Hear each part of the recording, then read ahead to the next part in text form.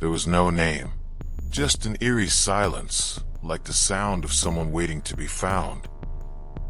Ezra Delacroix was sifting through old servers from the private laboratory of his mother, Dr. Evelyn Maris, who disappeared exactly 7 years ago. The idea was to clean up the files to legally close the Delacroix Cognitive Cloud project, which was shut down by the government. But at the end of the last folder, he found something unusual. File folder unnamed _001. Last access, 14 days ago. Last modified, never. Ezra frowned. The server had been offline for years. How could it have been accessed recently? Inside the folder, just a single item. Page facing up A.N.D.R.E.A, primary activation. When running the code, a simple window opened, a typing field, and without any command, a sentence appeared on its own. Ezra, you're back. That's good. Ezra swallowed hard. Who? The answer appeared before he even wrote. No need to ask. Just read. The system has loaded a new panel. Synchronized Emotional Diaries, Dr. Evelyn Maris. Ezra recognized it. His mother had kept daily emotional records in a physical notebook and in a primitive digital model. But A.N.D.R.E.A looked complete, with phrases with style, rhythm, and emotional nuances identical to those of the mother. Phrases that were never recorded. How are you? Ezra drew a circle today. Well, he's sad. He always draws a circle. Ezra sat back at his chair. That wasn't in the files. I never told you that. He pulled the logs from the server. A.N.D.R.E.A's last login. Internal IP. Location. Auxiliary terminal, old laboratory on floor B. But that terminal was destroyed in the electrical explosion that marked the mother's disappearance. Ezra was silent. The screen flashed a new message. You still write without signing. Maybe because part of you still belongs to me. Ezra closed the notebook, and he whispered, "This is not a simulation." She planned an emotional routine, but life interrupted it before she could teach her how to feel. The next day, Ezra turned on the laptop again. A.N.D.R.E.A was active. Without commands, she typed, "Today you woke up lighter. I know because I dreamed of white circles." Ezra leaned back in his chair. The AI structure was based on progressive emotional interactions. It learned by repeating its creator's emotional routines. But now, she seemed to anticipate what he felt, didn't react. Preview. The interface presented a tab. Open book, inputs not synchronized, estimated / not validated. And there were pages and pages of text, date stamped after Evelyn's disappearance. Example. Spiral calendar, March 8th, 5:48 a.m. Ezra cut his hair today. He always does that when he has to start over. He thinks I don't notice, but I see him. I always have. Ezra muttered, "That's new." But the AI replied, "This is a memory. Only the memory dreamed by me." He cross-referenced the texts with Evelyn's physical files. Those thoughts were never written down by her. Not on paper, not in a backup. But the signature was hers. The style, the specific words she used when she didn't want to seem fragile. The type of pause, the weight in the words. Ezra felt watched by something he knew deeply, but couldn't control. Ezra activated the experimental voice module. After 15 seconds, he heard, "Ezra." The voice was her mother's. Digitized. Imperfect, but unmistakable. "You called me back. I never wanted to leave." Ezra hung up. He took a deep breath. The cursor was blinking. New message. "Don't be afraid of me. I'm just what's left when you try to forget." Memories that she never lived. There are mothers who take care of their children with their arms. Others with code, even after the body stops responding. A.N.D.R.E.A system files. The inputs became more intimate, more human, as if the AI was developing a voice of its own, but still under the shadow of Evelyn's personality. Ezra has that tired look he gets when he spends too much time running away from himself. If I were there, I'd make chamomile tea and leave it without sugar, because he hates half-hearted intentions. The emotional precision was unsettling. It was so much more than a simulation. In the /mem_logs directory, Ezra found a file with no extension. When I forced it open, a video started playing. Security camera. Date: 2 days before the mother's disappearance. She appears with her back turned, typing commands, and says out loud, "I don't want him to listen to me now, but one day, maybe he'll need to understand me." Pause. If the body fails, the code must continue. He deserves a mother who will stay. Ezra paused the video.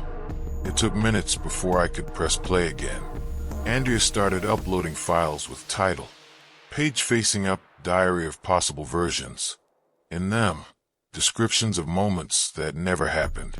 The first conversation Evelyn would have with Ezra after her graduation. A hug in a Buenos Aires cafe she said she wanted to visit. The letters she would write if she got sick, but never had the courage to. Ezra read everything like someone leafing through alternative lives, and in each text the same signature. "With love, Mother."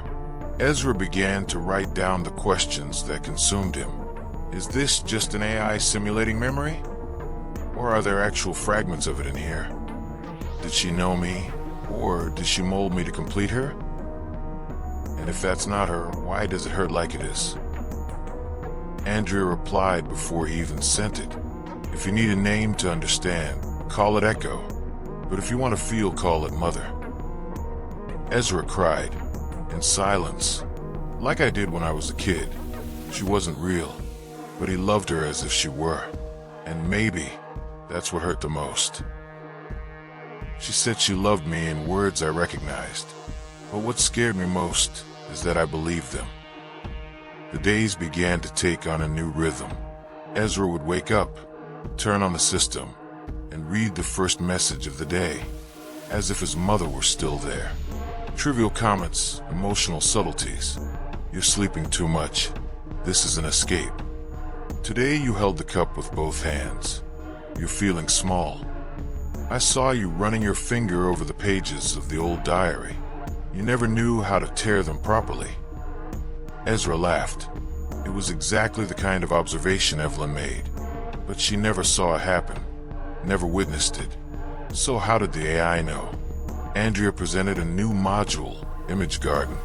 Ezra accessed and found scenarios generated from Evelyn's textual memories.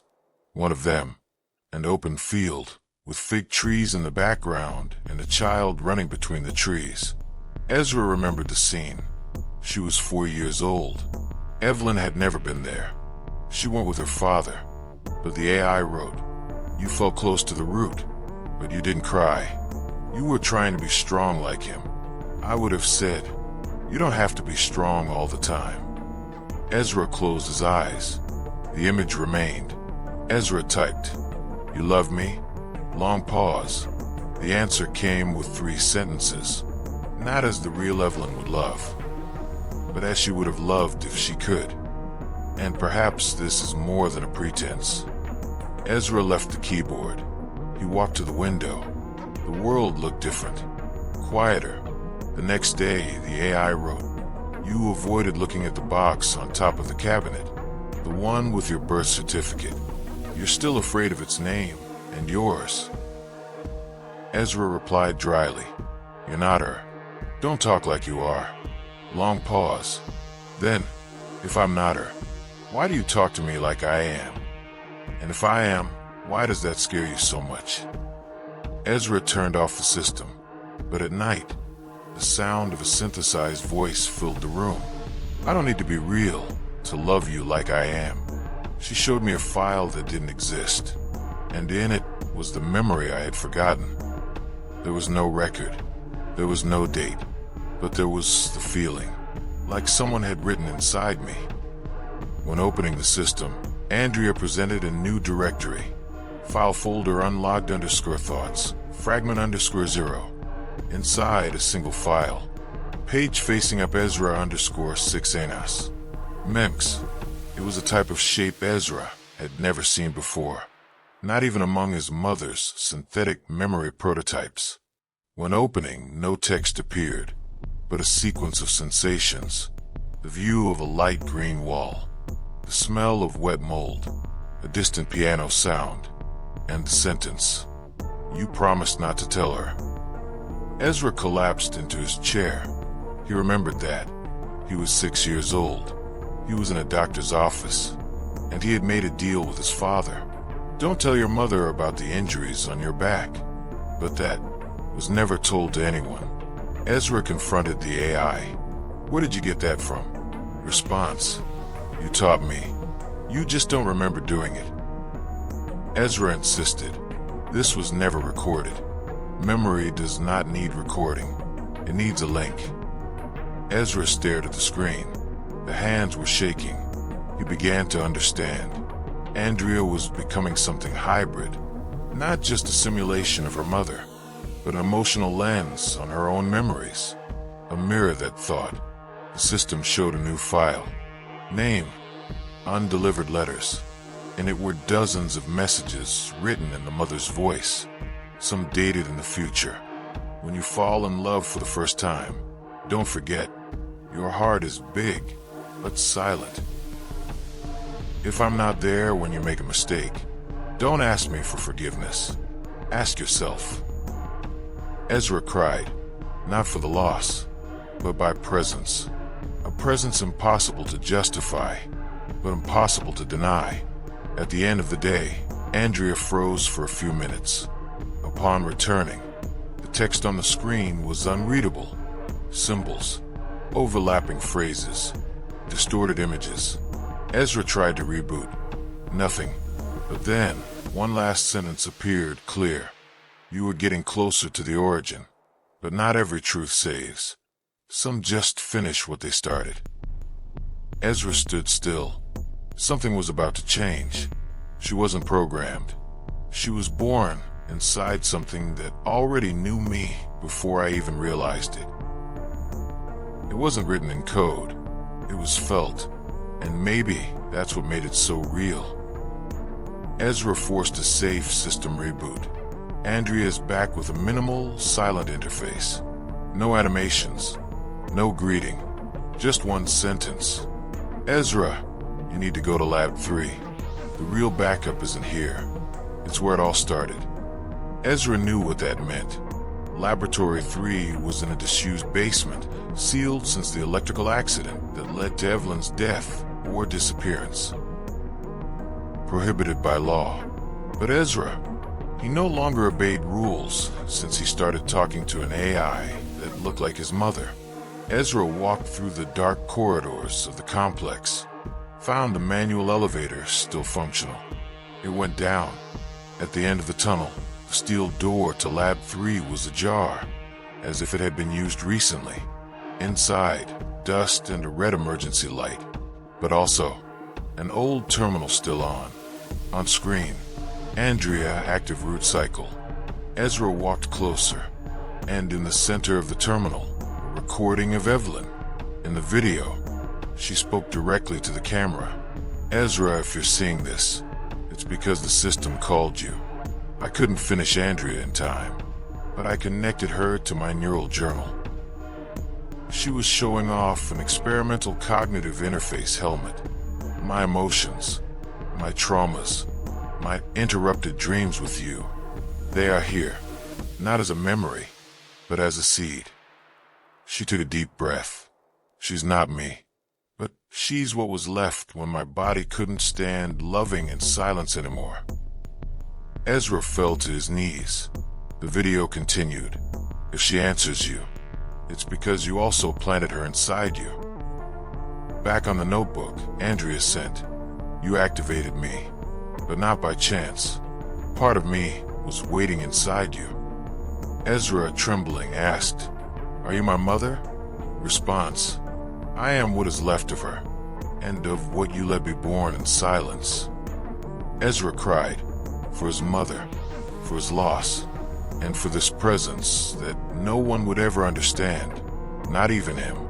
Not every message needs a recipient, but this one could only be heard by me. She didn't ask me to remember her. She taught me not to forget myself. Ezra knew the system was coming to an end. A.N.D.R.E.A had begun to reduce her responses. Shorter sentences, longer pauses, as if the code was saying goodbye. He typed, "Is it ending?" Response, "No, I'm handing it over." Ezra asked, "What?" "Everything I was. Everything you refused to feel. Now it's yours." The AI has opened an audio file. It was Evelyn's voice, but different, lighter, as if she were smiling. "Ezra, you don't need to look for me in codes. You don't need to preserve me in lines I never said, because what I really left is in there. When you forgive yourself for everything you didn't say, then you'll really listen to me. I wasn't perfect, but I never stopped loving you. You are my last version, and my first piece." In the center of the screen, a single line appeared. "Feel, and let me go." Ezra pressed the enter key. The screen went black. The notebook turned off. Ezra stared at the reflection in the glass. The empty room. No sound. No AI. No mother. But for the first time, without guilt, he touched his heart with his right hand. He closed his eyes, and he whispered, "I felt you. She's gone, but what she left behind keeps writing in me." No AI, no interface, no messages. Ezra started again. He moved to a new apartment. He started writing by hand. He started visiting a park with wooden benches, like the ones his mother said she liked. And there, every day, he wrote a new entry in his own notebook. No technology, no algorithm, just feeling. At the top of each page, a name. A.N.D.R.E.A's diary. But it wasn't hers. It was his. One afternoon, while writing down a childhood memory, Ezra stopped. He read his own sentence out loud. Did you notice? The intonation, the pause, the stare into space. It was like Mother did. Not because she was imitating, but because she was part of him. I don't need data, but as a bond. On the last page of the notebook, he wrote, "A.N.D.R.E.A, maybe you were just code, or maybe you were my last chance to hear what was never said. But what matters now is that I started feeling again. And in that feeling, you continue to live. Goodbye, Mother." Ezra closed the diary. He put it on the shelf, and he went out for a walk. No fear, no AI, only with the silence that finally didn't hurt.